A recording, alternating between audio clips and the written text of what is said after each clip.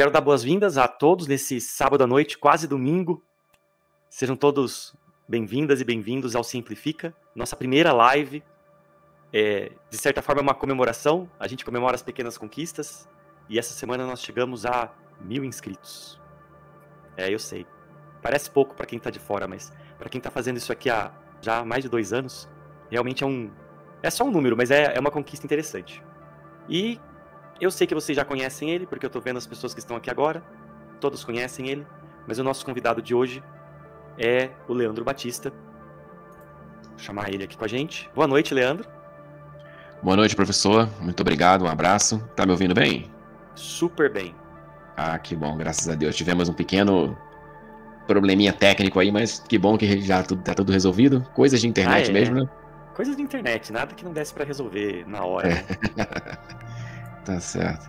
Muito obrigado por aceitar o meu convite.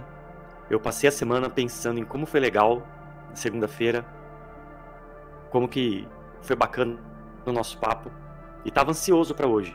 Tava ansioso pra dar certo, pra gente poder conversar mais sobre você. Bom, eu vou aproveitar então, falar pro pessoal que tá chegando, né? Que vem do seu canal. Eu sou Gustavo, sou professor de física na Universidade Federal de Alfenas, aqui no sul de Minas, mais especificamente aqui na geladinha Poços de Caldas. Hoje nem tão gelada, hoje tá calor aqui também. E na segunda-feira o Leandro me convidou para ir lá falar no canal dele, para falar com vocês. Nós falamos muito de física e ele gentilmente retribuiu vindo aqui falar com o pessoal do Simplifica, e eu estendo as boas-vindas a todos os seguidores do Leandro também que vieram aqui essa noite. E eu chamei o Leandro porque eu quero conversar muito com ele para entender mais sobre a história dele. E eu quero tentar fazer uma coisa diferente. O Leandro já deu várias entrevistas que deram a ele até a fama que ele tá merecendo nesse momento, né, Leandro? Mas eu quero eu quero fazer com sorte eu vou fazer umas perguntas que ninguém te fez ainda. Eu queria começar, Leandro, entendendo um pouco mais sobre você mesmo, assim, no lado pessoal. Você comentou comigo lá na segunda-feira, você falou alguma coisa que você começou a fazer ciências biológicas, é isso? Sim, então, teve Como um período da minha vida. Conta pra gente. Teve uma fase da minha vida, sim, que eu entrei pro nível superior, que foi no ano de 2012. Porque, na ocasião, eu saí do Rio de Janeiro, a minha terra natal, e eu passei num concurso para ser cabo músico temporário no Exército. Que o Exército brasileiro, ele tem umas funções específicas, assim, independente de você ter sido aprovado naquele serviço militar obrigatório, quando a gente tem lá para os 18 anos. Independente se você serviu ali ou se você sobra, dependendo do que você saiba fazer, que eles chamam de área técnica lá dentro, tipo motorista de carreta, né, categoria E, músico, aí tem a classe lá dos instrumentos de sopro, de acordo com as bandas militares, técnico de enfermagem, etc. Você consegue prestar um tipo de concurso para você ser um cabo especialista temporário. E esse contrato ele pode se estender até 7 anos. Então eu fiquei sabendo, através de outros colegas músicos no meu estado, no Rio de Janeiro, eu conheço muitos músicos. E eu fiquei interessado na época, solteiro, sem filhos, sem ninguém, sem um cachorro para dar uma água para beber. Eu pensei, bom, peraí, o que eu tenho a perder? Nada, pelo contrário, eu tenho a ganhar. Então eu embarquei para Mato Grosso do Sul e fui servir na fronteira do Brasil com o Paraguai, numa cidade chamada Ponta Porã, fronteira com uma cidade com a outra chamada Pedro Juan Cabaleiro. Então, ali com convívio, né, com os outros militares, esse quartel, ele é um quartel assim, que tem gente do Brasil inteiro. Então eu conheci muita gente e o pessoal gostava de estudar bastante, né? Um tava fazendo faculdade de Direito, outro de Medicina, até porque estudar Medicina lá no lado paraguaio era mais viável, né? Mais barato, então o pessoal tava sempre falando nível superior e tal. E também falaram pra mim, aí, o Batista, o Cabo Batista, o que tu vai fazer de nível superior? Esse contrato aqui não é pra sempre e tal, e vai terminar, e então você tem que pensar também que o contrato vai acabar e você vai voltar ali pro mundo aí fora. Aí até que eu fui numa faculdade lá perto do quartel, chamada MagSul, essa faculdade existe ainda. E eu me matriculei em um dos cursos de ciências biológicas, eu já tinha um certo gosto, né? Curiosidade, a origem da Terra, o universo, os animais, aquela questão ali que classifica em cada espécie, etc. Então me inscrevi para ciências biológicas.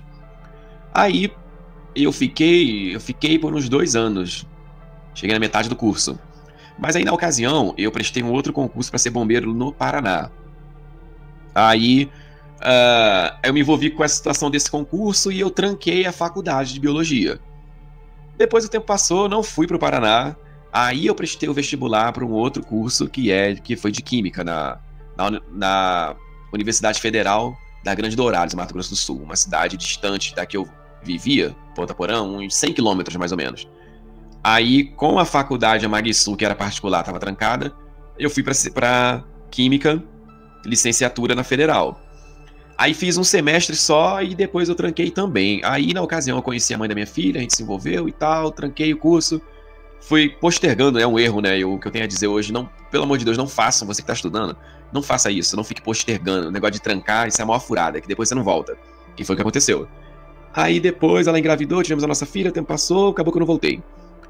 Então, assim, nesse meio tempo, aí passou 2013, 14, 2015 eu dei baixa do exército. Eu até poderia continuar, mas eu já estava satisfeito com o tempo que eu tinha prestado serviço militar. Eu poderia continuar por mais 3 anos, como eu disse, né? O máximo que nesse contrato eram 7 anos, eu tinha cumprido 4 e eu não quis ficar mais 3. Aí eu dei baixa. Nisso, eu fui morar em Minas Gerais.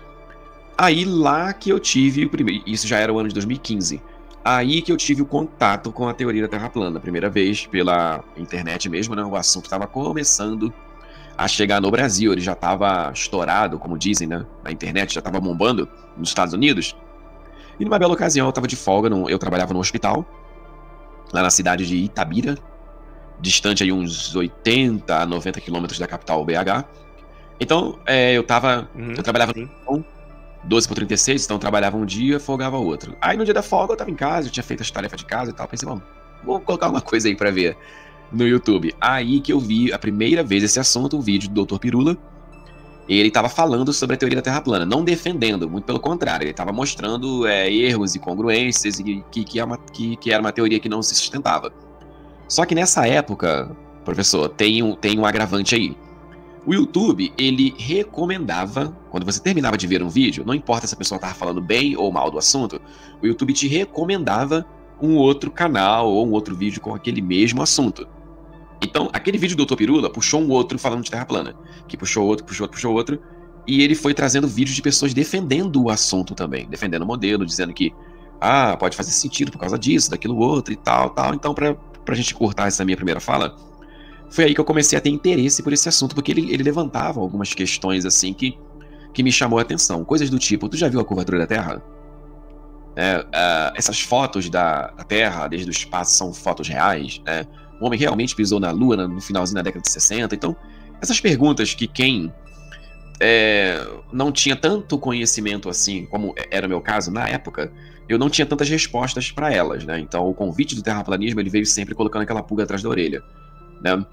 Você não vê a curvatura da Terra porque a Terra é plana. Mas não era bem assim, tão simplório, né? Você não vê porque a Terra é plana, não.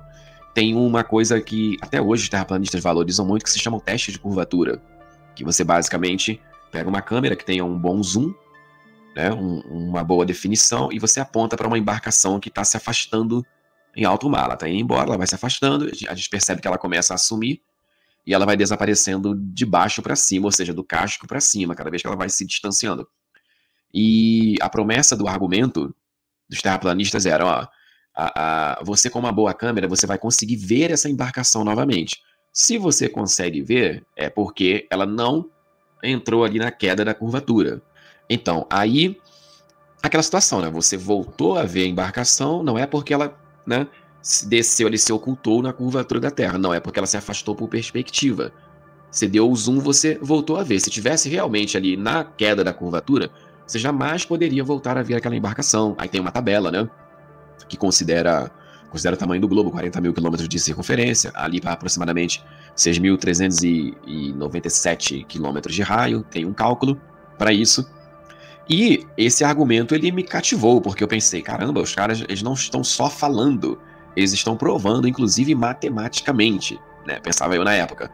Então, aí pronto, aí eu comecei a mergulhar no assunto, agora saindo um pouquinho dessa parte que eu costumo chamar de científica, né? Ou pelo menos com a tentativa de ser científica, tem uma parte que eu chamo de religiosa também. Qual é essa parte religiosa? É aquela narrativa do livro de Gênesis, primeiro livro da Bíblia, principalmente o livro de Gênesis, né? Que a partir do versículo 6 do primeiro capítulo, a história lá da criação é que tudo era água.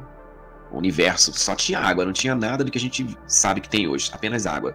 E do meio dessas águas, Deus diz: haja um firmamento que separe águas de cima de águas de baixo. E as águas de baixo foram chamadas de mares, aí apareceu a porção seca, e esse firmamento, ele foi chamado de céus, e ficaram águas acima desse firmamento. Então, qual era a explicação dada, tá vendo? Isso aqui se encaixa no quê? Num modelo de terra plana com um domo. Então eu vi aquela figura, aí eu fiquei também um pouco impactado, porque eu conhecia essa história bíblica, né? Como a maioria dos brasileiros, eu também fui criado na fé cristã. Então eu já tinha lido na Bíblia essa parte, só que eu sempre entendi como essa questão aqui de firmamento, água acima do céu, isso aí é uma interpretação, né? Pode não ser literal e tal. Então o convite do terraplanismo, ele aplicou uma literalidade. Eu passei a olhar para aquelas narrativas bíblicas ali como é aquilo ali mesmo, exatamente do jeito que está escrito. Então, essas duas coisas foram os motivos principais que me fez eu me envolver com o assunto e comecei a acreditar, não, realmente, a Terra pode ser plana assim e tal, não sei o quê. Isso em 2016. Aí, um ano depois, em 2017, eu resolvi criar o canal e começar a apresentar as minhas próprias argumentações para defender a ideia. Claro que as argumentações nem todas eram 100% minhas, né? Foram influenciadas por alguns que já falavam da ideia, pelo já saudoso escritor e inventor britânico Samuel Billy Robotham, ele que escreveu um famosíssimo livro dentro da teoria da Terra plana, que é o livro Astronomia Zetética, a Terra não é um globo. Então ali ele apresenta os vários motivos dele do porquê a Terra não seria uma esfera. Aí eu li esse livro todo, assim, adquiri ele em menos de uma semana, já tinha lido o livro todo, várias vezes fiquei fascinado com aquilo tudo. Foi a proposta de um novo mundo, professor. É como se eu estivesse abrindo uma porta de um conhecimento que me foi ocultado. Esse é o grande peixe que foi vendido pra mim. E que é vendido até hoje, né? O terraplanista, ele acha que ele tá descobrindo um mistério oculto que ninguém sabe, só ele que descobriu. E aí você mergulha. E eu mergulhei e comecei a produzir os conteúdos ali pro canal. Essa é basicamente a minha história aí do início, né? No movimento aí da Terra plana. A sua entrada na Terra plana. Isso. E interessante que você falou de um livro, né? Eu ia perguntar isso mesmo. Que tipo de material você estudou para fazer os seus vídeos sobre Terra plana depois que você entrou nesse mundo? Então, basicamente, o primeiro, se você puder, por gentileza, compartilhar aí na live, ó. E tem no Google, você pode escrever que você vai achar Astronomia Zetética. Mas vem todo desse livro? Tudo que você tirava para criar suas lives e o seu conteúdo terraplanista vinha especificamente desse livro, ou com o tempo você foi descobrindo outros materiais? Fui descobrindo, sim, perfeitamente. O primeiro contato foi com esse aí, Astronomia Zetética, a Terra não é um globo, até porque ele é o mais, como é que eu vou dizer? É como se ele fosse a Bíblia da Terra plana, porque outros escritores, tem um também que se chama 100 provas de que a Terra não é um globo, é de William Carpenter. Só que esse William Carpenter foi aluno desse Samuel Robotham, né? Depois eu li um também interessante, que se chama 200 provas que a Terra não é um globo. É do Eric Dubay. O Eric Dubay é um norte-americano que, se não me engano, ele agora mora na Tailândia. E ele apresentou esse livro também com várias observações, vários experimentos ali, tipo nivelamento das águas, não se considerar a queda da curvatura na engenharia, ele argumenta lá. Então, esses livros, na verdade, professor, eles são todos, como é que eu vou dizer?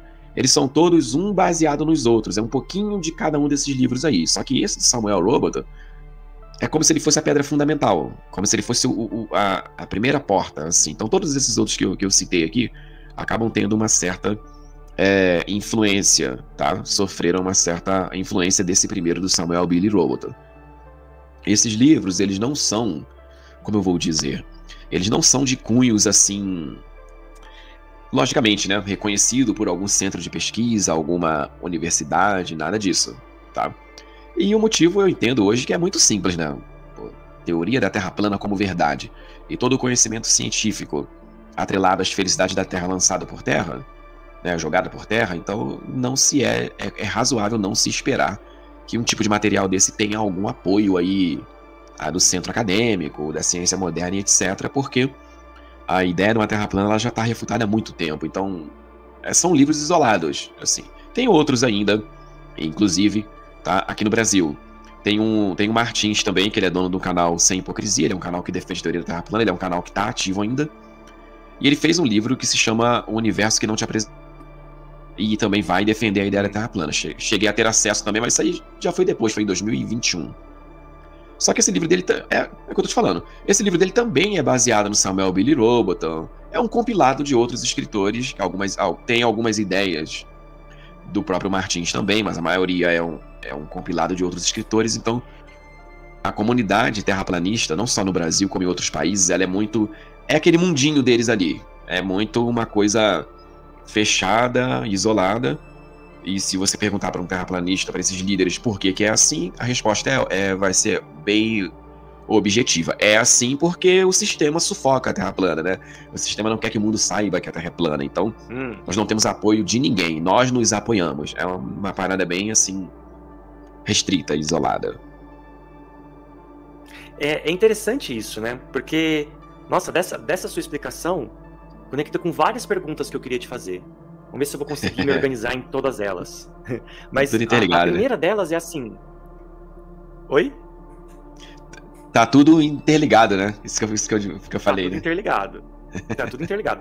A primeira delas você sentia liberdade para dar as suas ideias a favor? Ou às vezes questionamentos contra? Como que era? Não sentia, assim...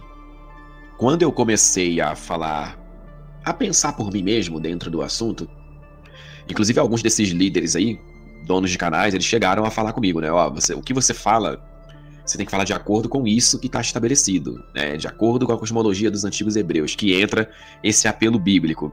Esse apelo bíblico, professor, ele é a parte mais forte dessa teoria. Assim, por quê? Porque quando coloca o nome de Deus, quando há um apelo religioso, como a nossa nação, né? A boa parte das pessoas são religiosas.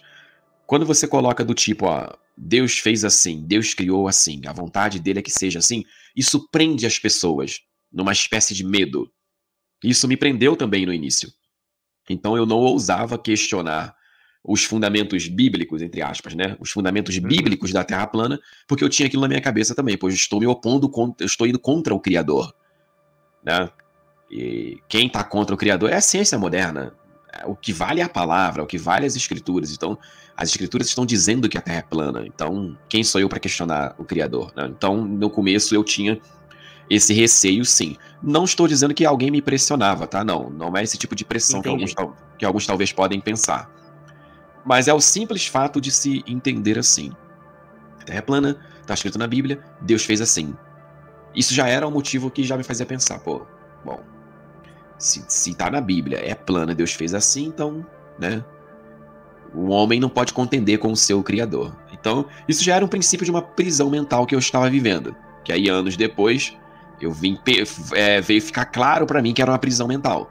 Mas lá no começo, me prendeu, e isso pega muita gente, pega até hoje. Tanto que, assim, é muito difícil, professor, você tirar um terraplanista da Terra plana. Não só não pela parte científica. A parte científica você refuta todos os argumentos da Terra plana. Só que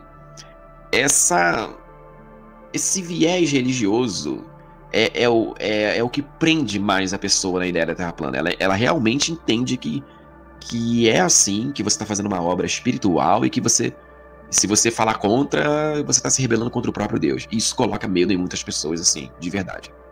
Poxa, eu, ouvindo de fora, né, eu fico pensando assim, quando vocês descrevem, como você descreveu agora, o Gênese e as palavras que estão lá, e o entendimento que se tem, eu fico pensando que, às vezes, se essas pessoas se desprendessem um pouco do mundo que elas veem com os próprios olhos, talvez elas soubessem que a ciência hoje faz a mesma coisa que eles estão fazendo, mas em outra escala.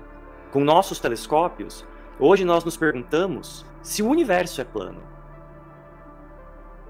Não a Terra, não o nosso mundo.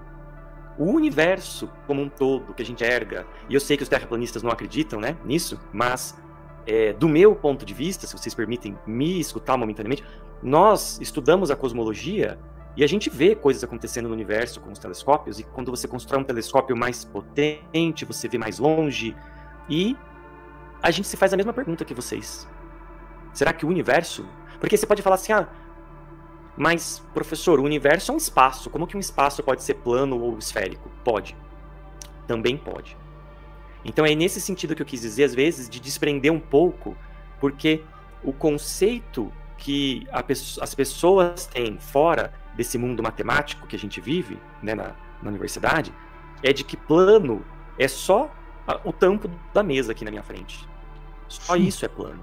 Mas plano é um conceito muito amplo. E vocês se surpreenderiam. Não você mais, né? Você tá aberto a ser surpreendido. Mas falando até para quem tá nos seguindo aqui na live, né? Vocês se surpreenderiam com a busca para saber dos cosmólogos hoje se o universo em si é plano ou não, dentro de um outro contexto de plano. Então, há semelhanças. Eu vejo muitas semelhanças entre o que você me descreve do movimento terraplanista e a ciência em si. Porém, há muitas diferenças também. Né? E uma delas é de que na ciência a contestação não é só bem-vinda, ela é incentivada. Ela é obrigatória. Certo. Se ninguém contestar ninguém, a gente não está fazendo ciência. Por isso que eu te perguntei se você se sentir à vontade para contestar. Então, eu acho isso muito, muito interessante mesmo. E falando em telescópio, eu queria te perguntar, alguma vez você já olhou no telescópio, em qualquer lugar? Você já viu o céu através de um telescópio? Eu cheguei a ver sim algumas vezes. Nessa época, foi a época que eu estava na faculdade de Ciências Biológicas. Tinha um professor Sérgio, professor de Física. E mesmo dentro mesmo o curso sendo Ciências Biológicas, faz parte da grade algumas aulas de Física. E assim, como atividade extracurricular, fora da grade, toda sexta-feira ele fazia um momento astronômico. E ele tinha um telescópio muito bom, um Celestron. Ele montava assim, tinha uma área lá atrás da faculdade, um campo, e ele montava e apontava, né, para os planetas, para algumas estrelas e tal, e explicava ali. Foi a primeira vez que eu vi Júpiter numa definição muito boa mesmo. Deu para ver até aquela mancha principal que tem no planeta Júpiter. A grande mancha vermelha. A grande mancha, deu para ver, eu lembro perfeitamente disso. E as 4 principais luas, né, Europa, Ganimedes, Aio e Calisto, realmente ali na órbita de Júpiter, né, do lado ali. Então, assim, eu vi de boa, aceitei e falei, pô, legal, né, as maravilhas do universo, etc. Só que isso era em 2012. Então você vê, aí eu conheci a Terra plana em 2015. Só que assim, a Terra plana, ela não te faz deixar de acreditar no que você tá vendo ali, por exemplo. Né? O que eu vi, através desse telescópio, ele não foi negado e anulado pela Terra plana. Tá? A Terra plana, ela admite a existência dos planetas, até porque como é que ela vai negar uma coisa que dá pra ver a olho nu até? Então não tem como dizer que não existe. Entendeu? Uhum. Só que na teoria da Terra plana, não importa se os planetas são redondos ou esféricos, a Terra é plana. Entendeu? Entendi.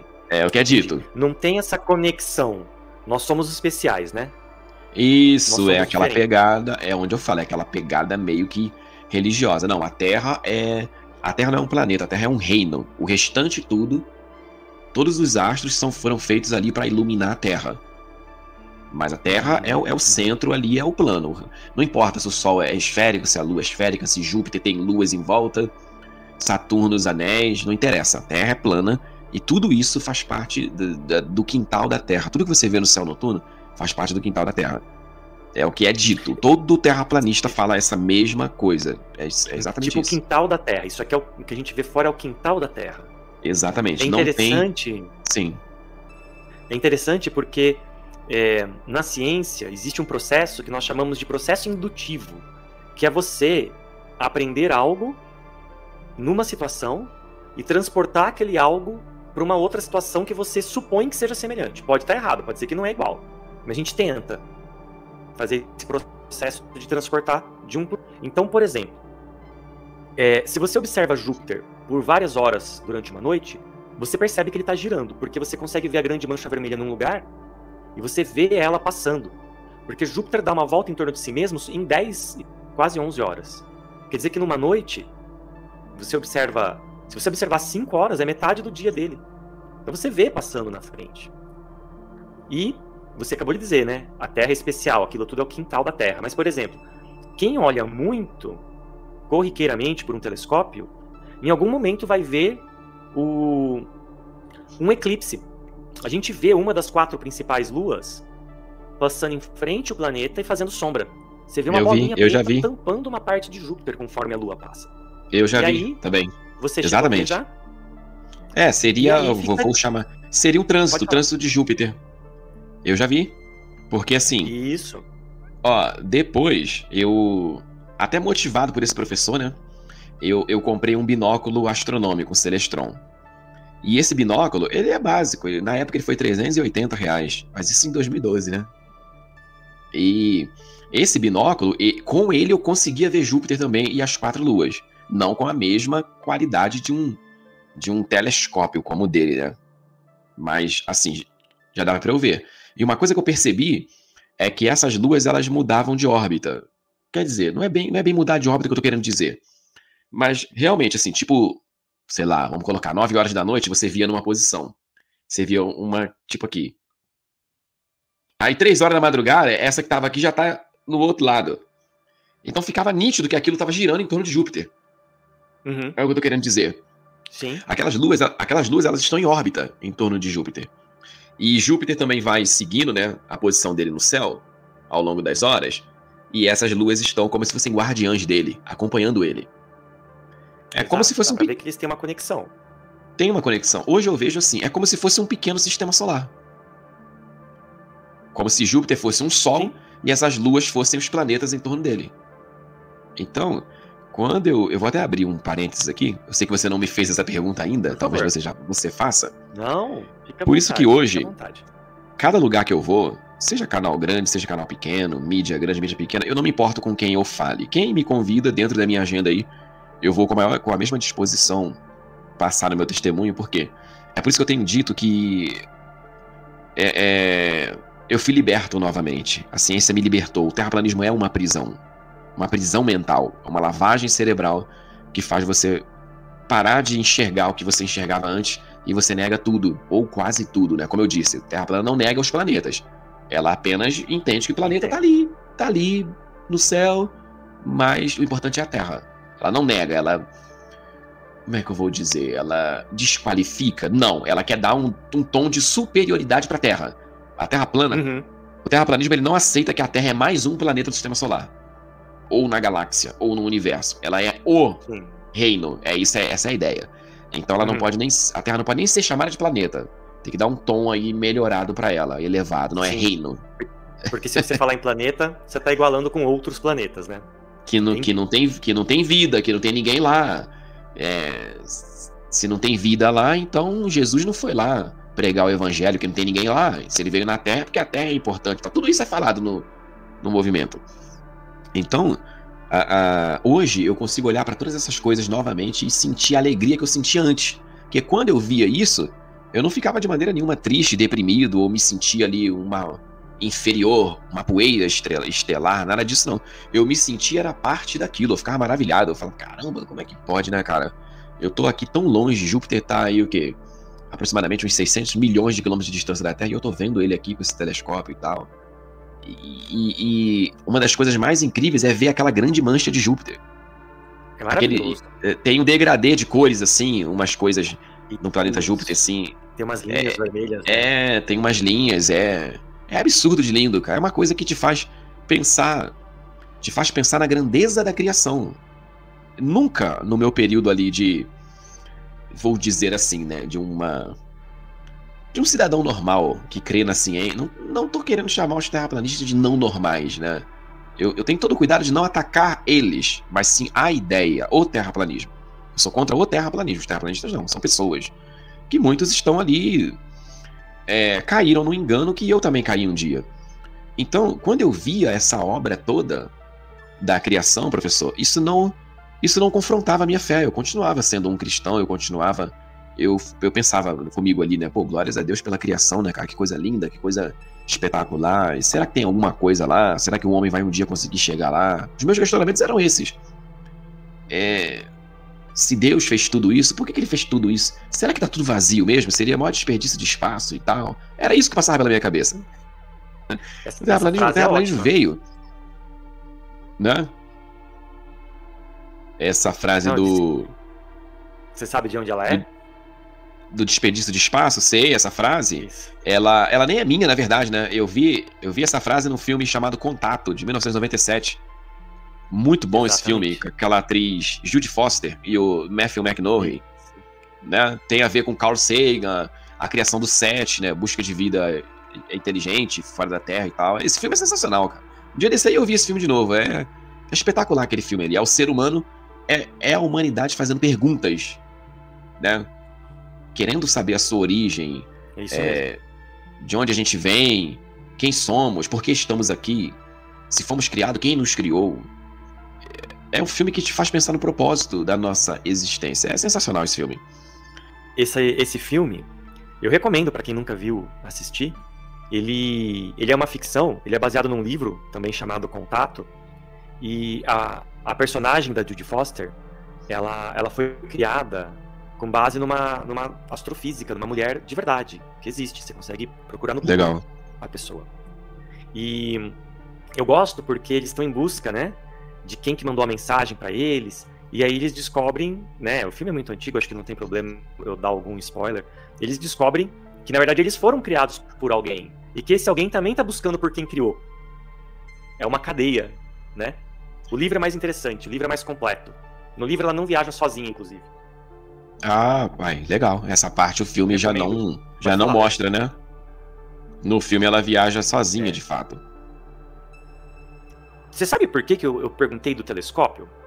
De tudo que eu vejo da Terra plana, e você me corrija se eu estiver errado, além dessa questão religiosa que você tá explicando pra mim agora, é muito baseado na questão da gente não conseguir ver. Você não vê a curvatura.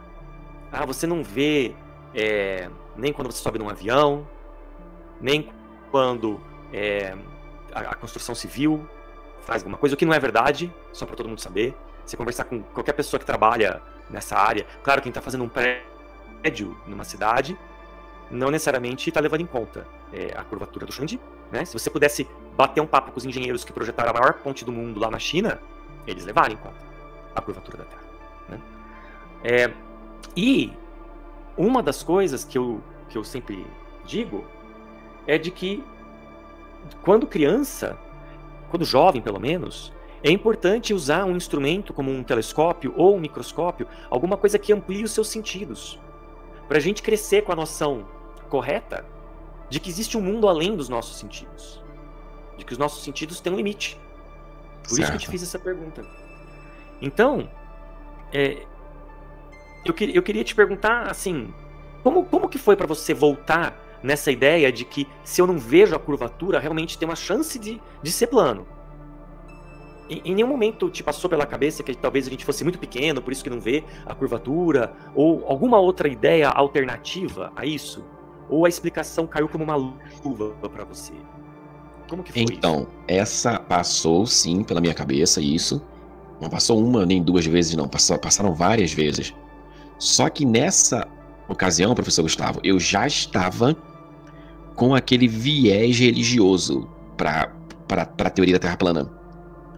Assim, eu tô tomando todo o cuidado para falar essa parte, porque eu não quero passar uma imagem para as pessoas que é assim, todo religioso já é predisposto a virar terraplanista, ou a culpa é das religiões. Não, tanto que tem um monte de cristão, seja católico ou protestante, que ele sempre rechaçou a Terra plana e sempre entendeu os avanços científicos tecnológicos e pronto.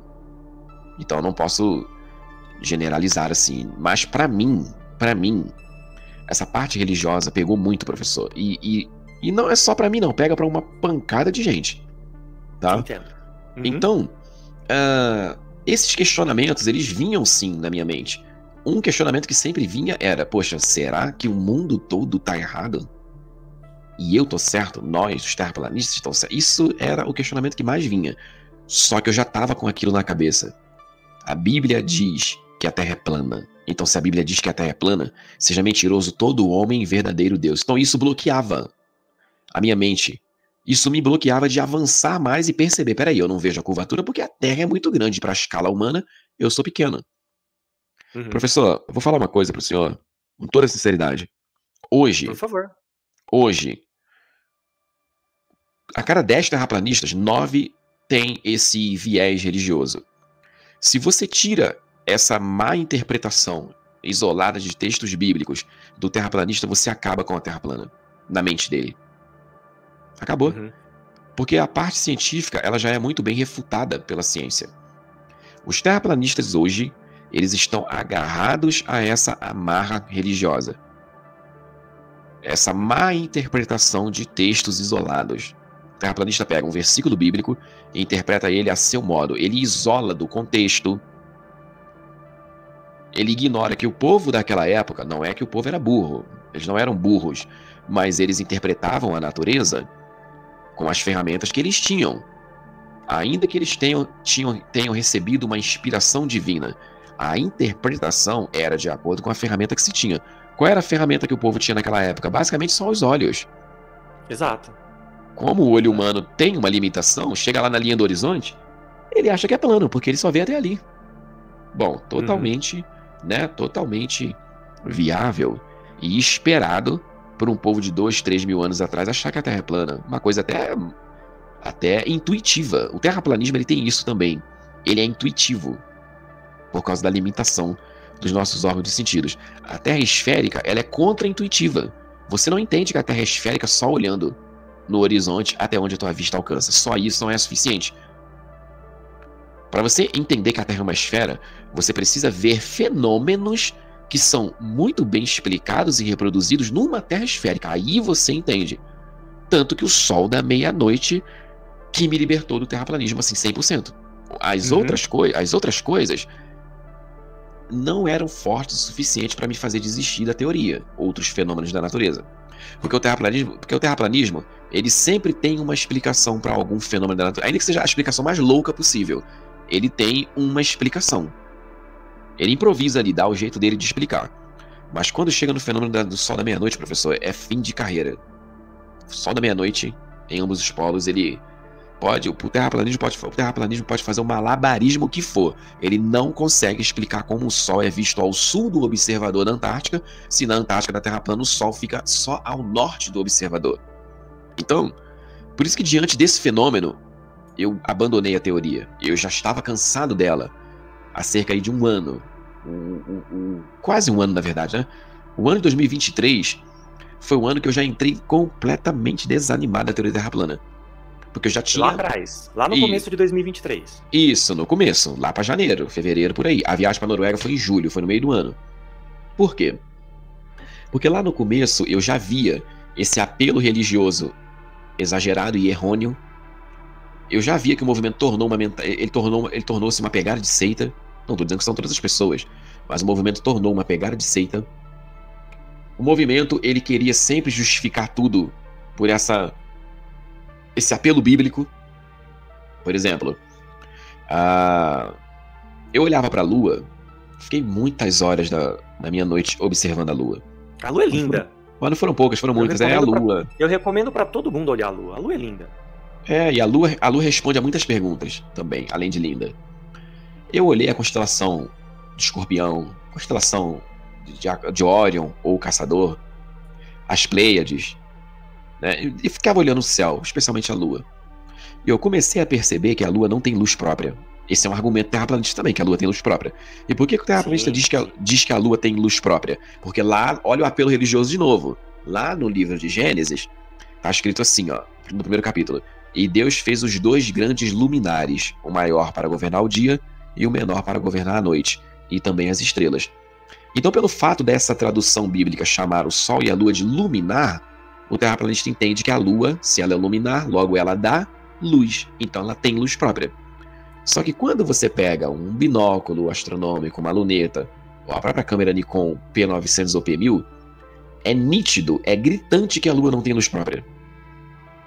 É nítido que a Lua A fonte de luz dela é algo externo a ela. Essa luz vem de fora dela, ela não vem de dentro da Lua, como o Sol. O Sol tem luz própria. Lua não, impossível. Até porque, se o Sol não tivesse luz própria, ele teria fases, né? A Lua só tem fase porque ela não tem luz própria. Assim como Vênus. Vênus tem fase porque ele não tem luz própria, ele também é iluminado pelo Sol. Hoje, é simples eu falar isso aqui, né? Mas na época, a minha cabeça era outra. Então, eu também acabei comprando essa ideia de que não tem luz própria, ou seja, mais uma coisa que validou o meu lado religioso, bíblico, interpretativo para aquela ocasião. Só que isso em 2023, no comecinho lá, já estava muito claro para mim, não, ela não tem luz própria. Ela tem a projeção das sombras, das crateras, e essa sombra também muda de angulação de acordo com as horas que vão passando ao longo da noite. Tudo isso eu já estava vendo tudo isso em 2023. Então isso já estava começando a fazer eu fazer o que eu nunca havia feito nos últimos 5, 6 anos, que era olhar para a teoria da Terra plana e pensar, será que a Terra realmente é plana? Porque eu fui ensinado a fazer o contrário. Eu olhava para a Terra esférica e eu dizia, será que a Terra realmente é um globo? Só que eu comecei a fazer o contrário. Será que a Terra realmente é plana? Agora, eu vou questionar a Terra plana agora. Eu questionei o globo esse tempo todo. Só que o problema da Antártica ainda era grande, do Sol da Meia-Noite. Então, foi que eu tive a ideia de abrir a vaquinha. Isso foi em abril de 2023, de abrir a vaquinha. E eu falei pro pessoal, né, pros meus inscritos, ó, eu quero ir primeiro no Polo Norte, por quê? Porque o Polo Norte é mais barato. É mais fácil levantar aí 15, 17 mil reais do que levantar 50 mil pra ir na Antártica. Por que eu falo 50 mil pra ir na Antártica? Porque não basta ir na Península Antártica, que tá fora do Círculo Polar Antártico. Ali tem cruzeiros mais baratos. Eu tenho que ir dentro do Círculo Polar Antártico, porque é ali que a festa acontece, a festa do Sol da Meia-Noite. Então eu pensei, bom, primeiro eu vou pro norte, que é mais barato, vai ser fácil da gente bater a meta da vaquinha. Apresentei a minha proposta para os inscritos. Falei pra eles que eu não queria ficar pegando vídeo dos outros sempre e reagindo, porque tinha problema de direitos autorais. Strike também, o dono da produção, não gosta muito que você fique pegando vídeo dele. Então eu falei, olha, galera, eu quero ter meu próprio conteúdo. Então meu propósito é esse, me ajudem. Primeiro eu vou no Ártico, quero ver como funciona o fenômeno lá, depois eu vou na Antártica. Pra ver se é igual, porque a ciência diz que é igual. Então vamos lá tirar a prova dos nós, pra saber se o que a ciência está falando é fato. Então aí eu fui no norte da Noruega. E quando eu voltei de lá, eu já abandonei a teoria da Terra plana? Não, eu vim abandonar 4 para 5 meses depois, em dezembro. Por quê? Quando eu olhei o fenômeno lá, dentro da minha mente, do meu coração, eu ainda queria salvar a Terra plana. Porque eu queria estar certo. Eu acho que ninguém faz nada querendo que dê errado, né? O ser humano não gosta de estar errado. Verdade. A gente gosta de estar certo. A gente gosta de estar sempre com a razão. Então, eu fiquei abalado com o que eu vi lá, mas eu voltei pro Brasil e eu voltei, cara, é um problema. Mas e se tiver uma solução? Aí eu fiquei ao longo de mais 5 meses buscando essa solução. Então, o Sol da Meia-Noite no Ártico, quais são as lições lá pra mim? Bom, por que eu vim aqui no norte da Noruega ver esse fenômeno? Só pra deixar claro pra mim. Sim. Só pra deixar claro, não é um problema no norte. O problema é no sul. Mas você voltou Exato. Lá pensativo. Exatamente, né? Pro mapa ali da Terra plana, que na verdade não é um mapa da Terra plana, mas vamos já a princípio considerar que seja.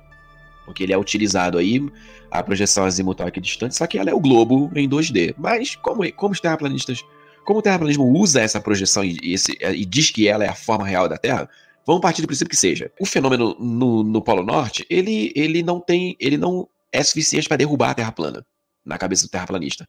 Mas quando vai para a Antártica é que o bicho pega. Porque a Antártica ela tem o dobro do tamanho da linha do Equador. Na Terra plana. Na ideia terraplanista, tá? Ou seja, ela teria... a linha do Equador tem aí 40 mil quilômetros de circunferência. A Antártica da Terra plana teria 80 mil quilômetros. Então, dobro. Só que como que o Sol ele vai se comportar da mesma maneira que ele se comporta no Círculo Polar Ártico, se na Antártica o Círculo Polar Antártico deve ser umas 3 ou 4 vezes maior do que o Círculo Polar Ártico? Tem um problema aí. Tem um problema. Houston, we have a problem. É um grande problema. Grande, na verdade, não. Um problema de milhares de quilômetros. Um problema muito grande. De milhares de quilômetros.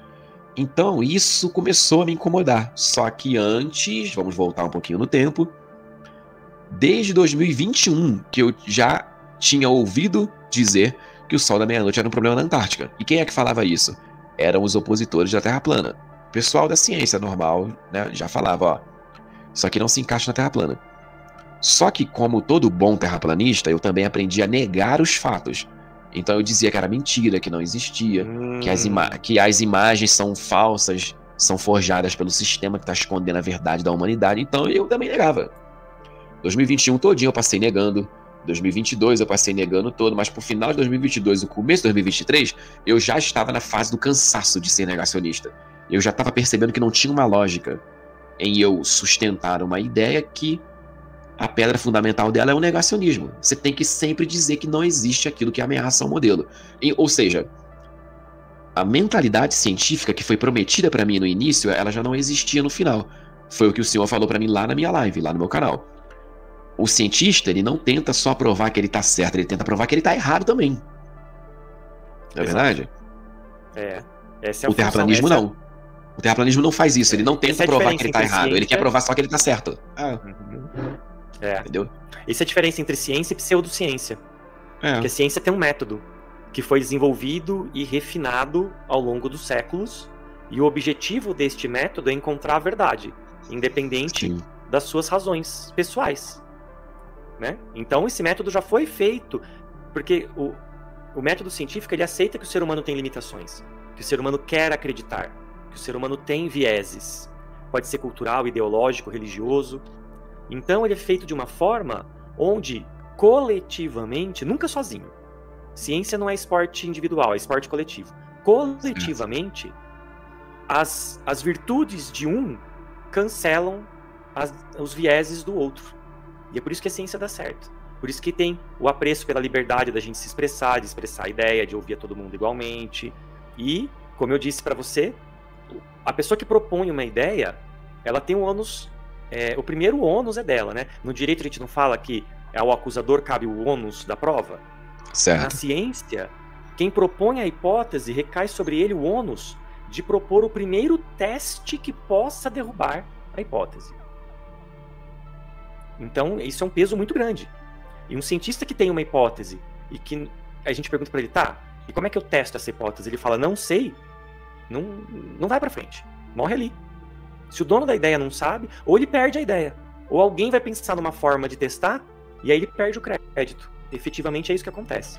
Alguém vai lembrar, aconteceu muito na história da ciência. Aquela pessoa pensou primeiro, mas ele não levou para frente. Quem levou para frente foi outra pessoa. Isso acontece também. Porque tem esse compromisso, né, de como é que você propõe uma coisa que você não vai enfrentar o fato de que ela pode estar errada. Pois é, perfeitamente. Então, o terraplanismo, professor, não, ele se coloca como a verdade absoluta e que se dane o mundo. É isso e pronto. Então isso começou a me incomodar. Porque a proposta do terraplanismo lá em 2015 era uma pergunta. A pergunta era, a Terra realmente é um globo? Como é que eu faço para saber que ela realmente é um globo? Hoje, terraplanismo de hoje, não. O terraplanismo de hoje diz que todo mundo é mentiroso, que todo mundo é comprado, que os professores são mentirosos e recebem para espalhar a mentira. O terraplanismo de hoje ele é arrogante, ele é soberbo, ele não respeita nada nem ninguém, a não ser que fale a favor dele. Então essas coisas começaram a me confrontar. Começaram a me confrontar até num sentido meio filosófico, porque eu pensei comigo, professor, peraí, esse não é o Leandro. Eu nunca fui assim, eu nunca fui arrogante nesse nível. Eu sempre ouvia as pessoas, eu sempre ouvia os mais velhos, eu sempre honrei os professores e agora eu tô desprezando eles, por quê? Então começou a ter um processo na minha mente de auto-questionamento também. E eu fiz alguns vídeos, postei no canal, falei, ó, gente, a Lua não tem luz própria. Eu fazia alguns vídeos com os títulos assim, bem propositais, porque eu estava testando o meu público também. E eu fazia vídeos do tipo, a Lua não tem luz própria, e eu te provo. Nossa, era como mexer no vespeiro. E uns já me xingavam, falavam que eu tava sendo contra a Bíblia, que eu tava negando o Criador, que eu tava negando as Escrituras e que eu iria ser punido pelo divino, pelo que tava... Aí eu anotava isso num caderninho e via e pensava, a parada já deixou de ser científica há muito tempo. Agora ela é... Como é que eu vou dizer? Ela é ideológica. Que é natural. isso de ser ideológico é o que acontece quando nós temos ideias. O ser humano não é ideológico. E quando nós temos ideias e nós trocamos ideias, o terraplanismo é um exemplo do que acontece naturalmente. Nós formamos relações de reciprocidade, eu sou seu amigo, eu te entendo, você me entende, nós temos a mesma religião, nós acreditamos no mesmo texto, né? Nós temos esse processo, ele é natural. E é por isso, daí a importância do método científico, que é justamente um sistema de... não é controle a palavra, mas é um processo para a gente garantir que as nossas conclusões não dependam da gente. O cientista, ele tem que se remover da conclusão, né? Você não olha o mundo, você não quer saber se é plano ou redonda. Você tem que fazer isso como se dita na ciência, né? E você falou da sombra da Lua, né? Eu acho tão engraçado porque é algo que não devia ser dito, né? Falar que a Lua não tem luz própria, porque você pega um binóculo, ou um telescópio é uma coisa cara para você comprar. Sim, verdade. Você pode em alguns lugares que tem telescópio, ou você compra um binóculo. E igual você falou, elas fazem sombra. E que de um dia para o outro essas sombras mudam. Como que uma coisa que tem luz própria pode ter sombra? Não é? Exatamente, não faz sentido algum. Isso já refuta a ideia de luz própria. Leandro, nós estamos já com 1 hora na nossa conversa. Eu tenho tanta coisa para te perguntar, mas eu quero perguntar também se você está cansado, porque eu sei que você trabalhou o dia inteiro. Você sim, Como né? é que você tá? Tô um pouco cansadinho, sim, mas como esse assunto ele é vasto e tem muita coisa para se falar, a gente pode fazer uma parte 2, sim. Eu tô totalmente à disposição. E a gente pode conversar mais, sim, professor. Tranquilo, não me atrapalha em nada, não. É que eu tô no período assim, o trabalho tá com muita demanda, né? Acabei fazendo até algumas horas extras, mas eu tô à disposição. Você sabe que eu te chamei para essa conversa porque eu acho que nós podemos aprender muito com você. Você diz que quer aprender com a ciência. Eu quero aprender com você. Porque eu acho que a gente... eu acho que a gente tem que entender como que é esse processo de você ser levado por uma ideia, mas conseguir voltar. Acho que isso é o mais importante. Todo mundo se deixa, né, levar por uma ideia ou outra. É importante isso, faz parte. Quer dizer que a gente está aberto a escutar ideias. Mas você foi levado e você voltou. Então esse processo crítico eu acho muito importante. E eu vejo até comentários aqui no chat. Eu quero agradecer a todo mundo que está aqui até agora, a essa hora, 1 hora da manhã, e dizer que é importante mudar de ideia. Tem um filósofo que é o Blaise Pascal, que imortalizou uma das suas frases, que é: eu não me importo de mudar de ideia, porque eu não me importo de pensar. Ninguém que se diz um ser pensante pode se privar de mudar de ideia. Deixa eu ver aqui se tem mais algum comentário que a gente pode colocar antes da gente encerrar, então. Sim. Eu gostei de vários comentários, tentei colocar alguns aqui agora no final. Leandro, pra gente encerrar por hoje, então, e aí a gente combina de fazer uma fase 2. Você também, tô disponível para ir no seu canal. Quando você quiser, quando você me chamar. Agradeço, professor. Obrigado mesmo, de coração. E pra gente encerrar, eu quero te fazer uma última pergunta hoje, assim.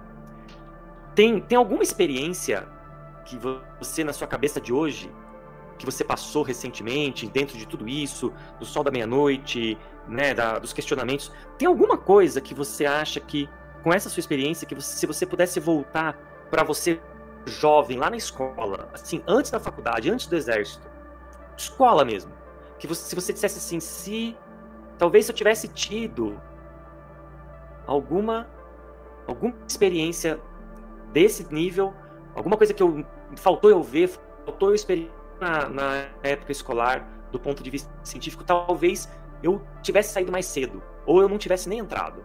Você consegue identificar alguma coisa assim? Te faltou alguma coisa na escola? Essa é a minha pergunta. Consigo, sim, perfeitamente. Sabe por quê? Eu vejo assim, o meu ensino, na minha época lá no nível fundamental, no nível médio, ele foi muito fraco. No que se diz respeito a a ser provado pra mim, a ser demonstrado que as coisas são conforme o professor dizia. Por exemplo, eu já falei numa outra ocasião e torno a dizer. Professor, eu só ouvi falar desse fenômeno do sol da meia-noite a primeira vez na minha vida dentro do terraplanismo, por incrível que pareça. O terraplanismo, ele me apresentou o assunto que me tirou do terraplanismo. Com o tempo, claro. Claro, precisou amadurecer, né? Precisei amadurecer o que o fenômeno é e como que ele complica essa ideia. Mas a escola nunca me falou desse fenômeno. Se eu soubesse dele antes do terraplanismo, de maneira nenhuma eu teria entrado no terraplanismo. Ao mesmo tempo, eu não tô querendo culpar ninguém. Eu assumo as minhas próprias escolhas e decisões. Mas o que eu posso fazer hoje? O que é o meu apelo para a educação brasileira, para os educadores, para aqueles que têm o poder de decidir o que cada criança aprende em cada ano letivo? É necessário fazer uma ciência que apenas não diga para os alunos assim, as coisas são assim e pronto. Tem que ensinar o aluno, ó, sabe por que é assim? É porque acontece isso, se encaixa nesse modelo, foi testado dessa forma e foi provado assim. Porque se a educação brasileira ela ensinar o aluno dessa maneira, é como se ele já estivesse vacinado para teorias conspiratórias. Quando o vírus da conspiração atacar esse menino, ele já vai estar todo imunizado. Eu não estava, por isso que me pegou. Mesmo a minha parte ali de fé, de religiosa e tal, esse vírus não iria entrar no meu organismo, porque eu teria defesas. Na época, eu não tinha defesa quase que nenhuma. Então, o terraplanismo, o que eu tiro de bom na minha época do terraplanismo? Professor, tem um monte de assunto que eu nunca tinha ouvido falar. Sol da meia-noite. O campo magnético da Terra, dessa maneira que eu sei hoje. Eclipses. Eclipses eu já tinha ouvido falar na escola solar e lunar, tá. Mas tem um outro tipo de eclipse, eclipse de Selenion. Deixa eu pegar o nome aqui. Selenion, alguma coisa assim. Selenelion. Tem um eclipse especial, assim, raríssimo. Eu ouvi falar dele na teoria da Terra plana. Tratado Antártico. Dentro da comunidade terraplanista que eu ouvi falar. Claro que o terraplanismo, ele tocou nesses assuntos comigo, tudo de maneira distorcida. Mas, de uma certa forma, me apresentou o assunto. Se a escola tivesse me apresentado tudo isso, ali da maneira corretinha, é o que eu torno a dizer, eu estaria mais protegido do terraplanismo do que nessa época. Então, se eu pudesse fazer um apelo aqui nessa live para a educação brasileira e para os educadores, ensine as crianças, não diga só que as coisas são porque são e porque um cara lá 2000 anos atrás descobriu com 2 estacas. Eu sei que falar do Eratóstenes é legal, mas 2000 anos atrás é muito distante para uma criança de hoje. E hoje em dia, como é que esse aluno, com certeza, ele detona qualquer teoria conspiratória sobre a forma da Terra? Tem coisas práticas do dia de hoje, que se ele souber, eu tenho certeza que ele não vai cair num terraplanismo. Nem numa terra oca, nem numa quadrada, ou qualquer outra coisa que inventarem aí. Entendeu? Então é isso aí, esse é o que eu tenho a dizer. Muito obrigado. Muito obrigado. Você nem sabe como que você colabora fazendo isso, Leandro, que antes de conversar com você pela primeira vez, antes de te conhecer assim, a gente poder conversar, quando eu vi a sua entrevista com o Sacani, você mencionou que você só ficou sabendo do sol da meia-noite pela Terra plana. Eu virei pro meu filho que tem 10 anos e vai na escola e falei... ano passado ele teve geografia. E eu virei pra ele e falei assim, você sabe que existe o sol da meia-noite? Não. E eu pude ensinar pra ele, porque de fato a escola não ensinou.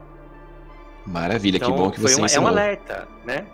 São coisas... Ele tem sorte de ter um pai cientista. A gente não pode supor que todas as crianças vão ter um pai cientista, não é? Um pai ou uma mãe. Exatamente. Então, quem tem esse papel, de fato, é a educação brasileira, né? E eu concordo muito com você. Tem que ver mesmo, tem que ver mesmo.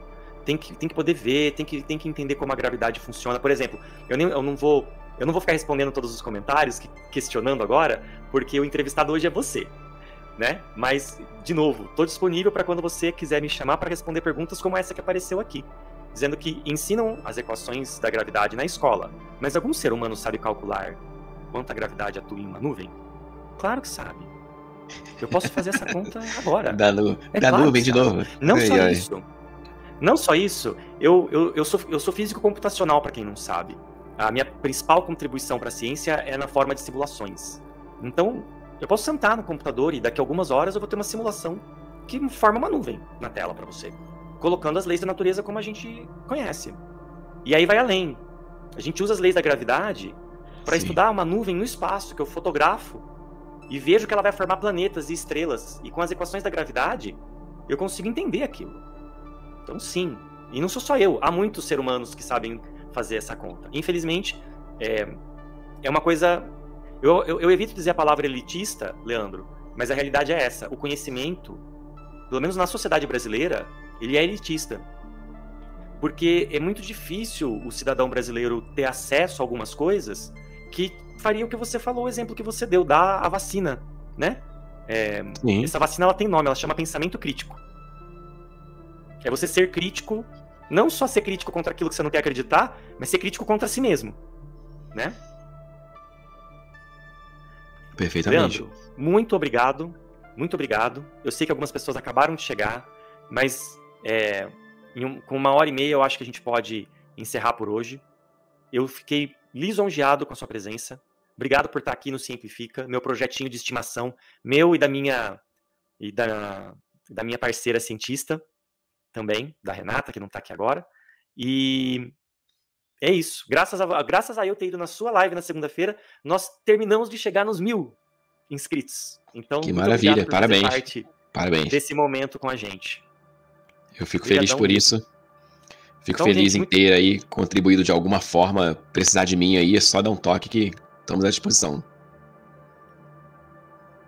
Agradeço muito. Gente, muito obrigado a todos. Obrigado pelos elogios, pelo pessoal que ficou até agora, pelas críticas também. Por favor, se vocês gostaram, assina o Simplifica. A gente vai fazer de novo. Leandro acabou de falar que nós vamos fazer a parte 2. Eu cheguei na metade das minhas perguntas, Leandro. Eu queria fazer a outra metade. Em um outro momento nós vamos fazer, tá bom? E eu tô disponível para ir lá falar com você também. Muito obrigado. Um abraço, gente, obrigado. Boa noite a todos nesse sábado à noite. A gente se vê pelos canais aí da vida. Abraço a todos. Valeu.